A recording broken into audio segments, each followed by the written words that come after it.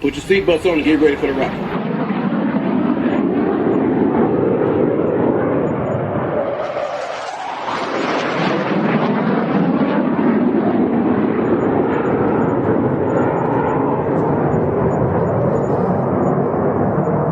We're the freaking New York Jets, so we're built for this shit.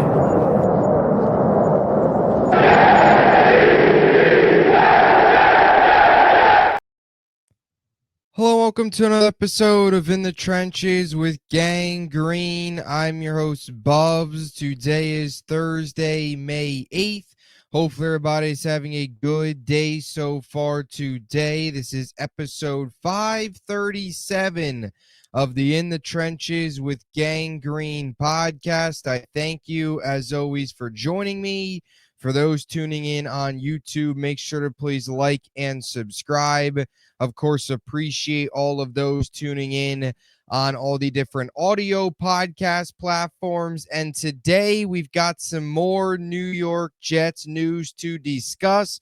Darren Muji, Aaron Glenn, and the rest of this New York Jets new regime continues to clean house. We got news earlier today that another member of the front office is out. This has been the case multiple times this offseason with the New York Jets overturning this organization. So wanted to break that down and, of course, where things currently stand here with the Jets from that front office perspective as they continue to drain the swamp. It has been much needed for years, and so far they've been doing that, and expect more to come here with the draft being over. So we'll break that down today to open up the podcast. And then, of course, I want to discuss as well some comments made by Tyrod Taylor the other day as he showed his support for Justin Fields. So we'll break that down a little bit later on. As always, though, before we begin, we got to tell you about our podcast partners, starting with our friends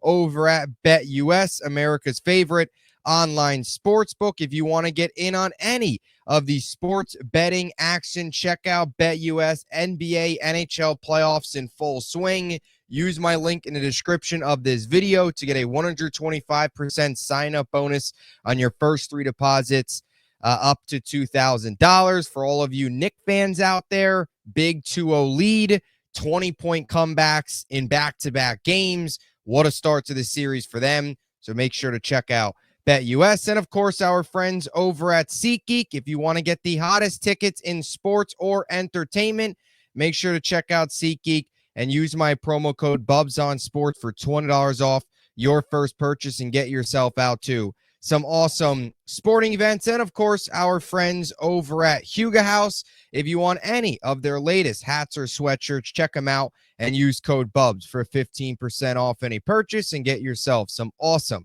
Huga House swag. So here we go, episode 537. Thank you, as always, for tuning in. Wanted to break down a couple things here today. And in this weekend, we'll have a lot more content as well to discuss and pump out as the New York Jets will open up rookie minicamp Friday, Saturday, Sunday. So looking forward to that. But earlier today, we got some news, even really yesterday, actually. We got news on the New York Jets continuing here to clean house, something that they've done a little bit of already this offseason, and it happened yesterday. We'll throw it up here on the screen. Kevin Murphy will not return as assistant director of pro personnel with the Jets. Murphy joined the team in 2018 after 10 years spent with the Bills and Texans, respectively. This is the first, or this is one of many, rather, members of the front office, members of the New York Jets football operations staff that is on his way out. And this is a good thing here for the New York Jets, right? Just mentioned there, Kevin Murphy, this was a guy that was with the team since 2018. So it was brought in by Maccagnan, actually brought in as a scout by Maccagnan, and then was also with Bowles, then was here for the entire Douglas regime, was here obviously during even the 2 years with Gaze, with Douglas as well, Saleh as well, that entire stretch of years, and was still here going into this season. We've also seen the New York Jets already a couple months ago, back in February, just a couple weeks after Darren Muji was hired and Aaron Glenn were hired. They moved on from co-director of player personnel Greg Nejma, who parted ways after 16 seasons with the organization. They also moved on from senior director of football administration and strategy, David Sosi, who was with the organization for 8 seasons. So this is multiple members of this front office now that we have seen the New York Jets move on from, which is absolutely the right thing that needs to be done. I mentioned it right in the open. The New York Jets need to drain the swamp. That has kind of been the phrase that many Jet fans have used over the last couple months. Many Jet fans used going into this entire hiring process. This is a team that hasn't made the playoffs, as we know, 14 years. The longest drought in North American professional sports of the 4 major sports. This is a team that hasn't had a winning season since 2015. This is a team that hasn't even stumbled into, heck, not even like they could get an 8-win season. The most wins they've had since 2015, that 10-6 season, was 7 wins. It's not even like this has been able to stumble upon a 500 season. They haven't even been able to do that. And yet all of these guys through all of these different regimes have stayed in the organization, right? You've had so many people and player personnel roles and scouting roles that have been in this organization for 8 to 10 plus years. I mentioned it. Greg Nejma was a player personnel 16 years with the team. You got to move on. You want to completely change the culture, do a complete 180, which needs to be done. You have to move on from these people that have been in roles that just don't really do anything. Like we talk about it all the time. You have scouts that have been in their role that are just complacent. There's no urgency. There's nothing. Everybody's just complacent a year in and year out. Same thing, same people. Like that needs to end. That needs to stop. And if you want to change the culture, which Darren Muji and Aaron Glenn are tasked with doing, you need to make changes like this. So this is the right thing to do. And not only have they also cleaned house, but you've also seen them, of course, the coaching staff wise, completely overhaul, but you've also already seen them bring in some of their own, right? They brought in Rick Spielman, a veteran voice with prior general manager experience, really good ad for Muji and Glenn. They brought him in. They also brought in Broncos scout Rob Patton, who is now the Jets co-director of player personnel. He, of course, has the connection with Muji going back to their Denver days. So they're bringing in a little bit of their own guys. You're moving on from some of these other guys. That's how it needs to be done. This organization for 14 years hasn't made the playoffs. They haven't had a winning season in about a decade. You need to completely blow it up, restart, and that's what you're doing. And it's the right thing. And I think you should expect to see more as well as we move on further and further from the draft, because a lot of times you see new regimes, they still use, like, a lot of these scouts were all Douglas scouts or previous scouts that have been in the organization forever. That was all of those guys, because when you get hired in January, you don't have enough time to turn over the scouting department right before the draft in April. So you'll start to see as well, I'm sure, a lot of other moves start to happen here post NFL draft, as now you get kind of that full year to develop and bring in your own guys, and eventually with even scouting department wise, have them, be for the full college football season and all that stuff. So another name here, Kevin Murphy, that is gone. And this has been the right approach for Muji and Glenn to take through the first couple months of this regime, is to completely overhaul, completely restart. The complacency, the amount of people in this organization that have been here and have done really nothing for years and years and years, and losing and losing and losing has just taken place. Times need to change. And so far, Muji and Glenn have started to make some of those changes. At the end of the day, all that matters is wins and losses, but the right approach they've taken so far is moving on from a lot of these pieces. So wanted to break that down here to open up the program. We also heard the report a couple months ago, too, where the Jets offered 170 plus buyouts to people in the organization, not even just football people, but everywhere. And that's just also hinting towards a complete overhaul, which needs to happen. Losing culture, you get entrenched in it. People just get stuck in it. You want that to change, you got to make changes. So that's the cleaning house that continues here. Wanted to open up the podcast discussing that today as something that needs to be done and is happening.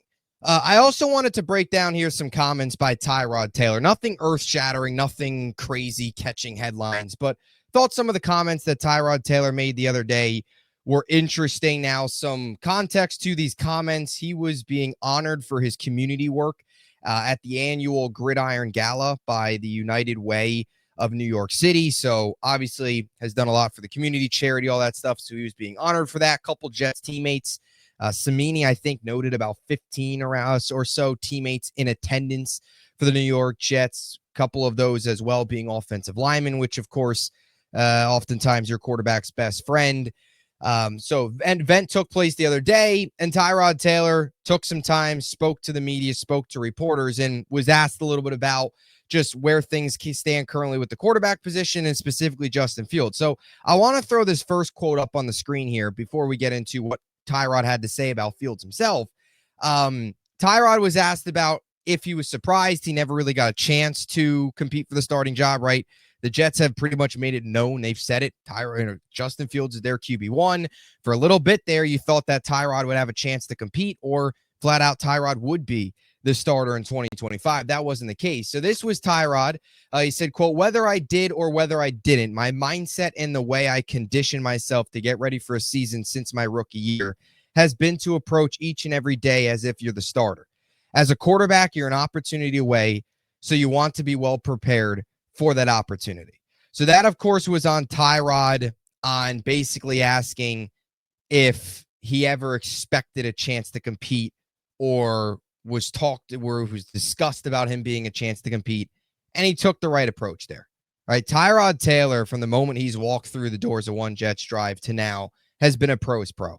He is one of the most well-respected players, not just in that Jets locker room, but in the NFL. And we talked about Tyrod and his leadership and how well-respected he was a couple months ago when we were talking about him possibly being the starter in 2025 before the Justin Fields sign happened, right? We were talking about all the different options. Tyrod, of course, was on there. This was a guy last year that actually received team captain votes for the New York Jets. That's not oftentimes you always see that. A backup quarterback receiving captain votes is something to be noted. I think that just shows you the type of person he is, the type of pro he is, not just here with the Jets, but that he's been his entire career, right? This is a guy that's bounced around, but has built up a very long NFL career. You know, he'll be 36 in August, still going strong here. And I think that just speaks to his attitude, the way he carries himself, the way he's in the locker room. Sure, he's probably a little disappointed. You know, everybody wants to start, but to approach it that way, to give an answer like that, and already knowing how well respected he is in the locker room is certainly a positive for this Jets team, and also a positive, of course, for Justin Fields, which he commented on Fields. So this was Tyrod. He said, quote, "We've been good friends throughout this time in the league as well. So I'm here to support and help the team win in any form or fashion, whether it's me on the field or whether it's me being able to shed some light and experience and coach guys through, whether it's in the quarterback room or any other position. Any knowledge or experience that I could offer to the younger guys that helps the team win at the end of the day is what I'm here to do. I'm looking forward to doing that." He mentioned that, of course, they actually, which wasn't in that exact quote, but in the article it also stated Tyrod and Fields actually have trained together this offseason in Atlanta. So I've already spent some time together, which I think is a huge positive as well. And you just look at the quarterback relationship, going to be very important this year for both Tyrod and Fields. Not only is Tyrod a solid backup to have from a playing standpoint, where if Fields can step in or Fields gets banged up, Tyrod can step in for a couple games and still be competitive, win you a game, keep you afloat, run the offense, all that stuff. Not only from that perspective, but just from the off the field perspective and the teaching points and being a mentor. Tyrod is going to be very important to Fields this year from that perspective as well. I know a lot of people look at Fields and say, oh, he's already, entering year 5 and this is his third destination already. But this is a guy who's still learning and is still, in the rookie contract, right? Only entering year number, well, now not in the rookie contract, obviously gets a new contract, but just coming off rather that contract here. This was his first contract is what I'm trying to say. And while sometimes it seems like, already entering year 5, 2 different stops, this is his third, he's still a young guy with a lot to learn and still has a lot of things to his game that he can improve on. And you hope Tyrod, but not just Tyrod, the rest of that coaching staff, the rest of that quarterback room can build him up, mentor, and help him out where he can take a significant jump. And in a perfect world, become the answer for the Jets. That would be the perfect world, right? Him turn into a Baker Mayfield, a Sam Darnold. We've talked about that comparison all the time to what Fields can be. And Tyrod's going to be a big part of that. And him being a mentor, him being in that room, teaching him is all going to be important. And I just wanted to kind of break down these comments because I think it just, again, also another guy that's going to be big too as this team tries to build a culture and have leaders and have guys in this locker room that can be voices. Tyrod being one of those guys, I think it shows in these comments, and it's going to be crucial for Fields. Also, 2 guys too that Tyrod's got a little mobility. Fields got a little mobility. How do you not only use your mobility to your strengths, or to your advantage rather, but also become a better passer? Tyrod taking some of that experience and knowledge and passing it down to Fields, I think will be a big factor in if Fields can have success here and if this can turn out into something positive, not just for this year, but long-term for the Jets. So wanted to break that down and just discuss some of those comments that Tyrod made the other day. And look, also for the rest of that quarterback room as well, right? Tyrod's the main voice. It's 36, or he'll be 36 by week 1. The rest of that QB room will certainly benefit from a voice like his, who's been around for a while and, knows the ins and outs. So let me know what you think in the comment section down below on these topics. What are your thoughts on the New York Jets cleaning house? Continuing, I should say, to clean house. And, of course, your thoughts on some of those comments made by Tyrod Taylor and his support towards Justin Fields. So that'll do it. Another episode in the books. We got a lot more content coming your way. I'm fired up. We'll have some really good content this weekend, starting tomorrow, Friday, Saturday, Sunday, all 3 days of rookie minicamp. So we'll be talking about it all throughout the weekend. Cannot wait for that. Looking forward to it. So stay tuned. And of course, we'll have a ton of other videos and episodes coming your way here as the offseason rolls on. We're getting closer to OTAs. So things here starting to pick up a little bit as we start to get closer here to the summer, get closer to June. Soon, before you know it, we'll hit training camp. Cannot wait. Exciting. So stay tuned. And until next time, JETS, Jets, Jets, Jets.